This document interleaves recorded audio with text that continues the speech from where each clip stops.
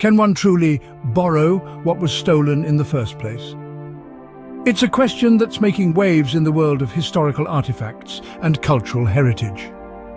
The British Museum, home to a vast collection of global treasures, is now in the glare of this paradox, deciding to lend looted artifacts back to their countries of origin.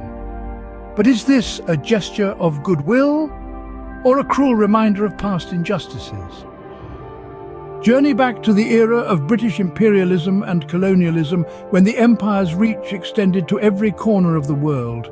The British, like their European counterparts, had a penchant for collecting exotic treasures from their colonies, a practice that stripped these nations of their cultural heritage. Fast forward to 1961. The UNESCO Convention, an international treaty, attempted to stop the illicit trade in cultural property.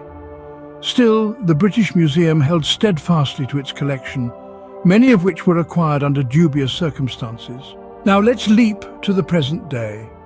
The British Museum finds itself in a moral quagmire. To return the artifacts would acknowledge their wrongful acquisition. To keep them would continue to deny their rightful owners their cultural heritage. And so they choose to lend them back. So what is the impact of this decision? On one hand, it's a step towards acknowledging historical wrongs. It brings these artifacts back into their cultural context, even if just for a brief period. On the other hand, it's a painful reminder of the past, a token gesture that falls short of true reparations. This saga of the looted artifacts is a microcosm of a larger issue, the ongoing impact of imperialism and colonialism in today's society. It raises questions about cultural heritage, historical accountability, and ethical responsibility. It forces us to confront the uncomfortable truths about our shared history and challenges us to do better. In summary, the British Museum's decision to lend looted artifacts back to their countries of origin is a complex issue. It's a step towards acknowledging historical wrongs and restoring cultural heritage. But it's also a stark reminder of the past and the continuing power dynamics that shape our world. It's a conversation that's far from over, and one that we must continue to have for the sake of our shared cultural heritage and the future of historical accountability. Voiceover.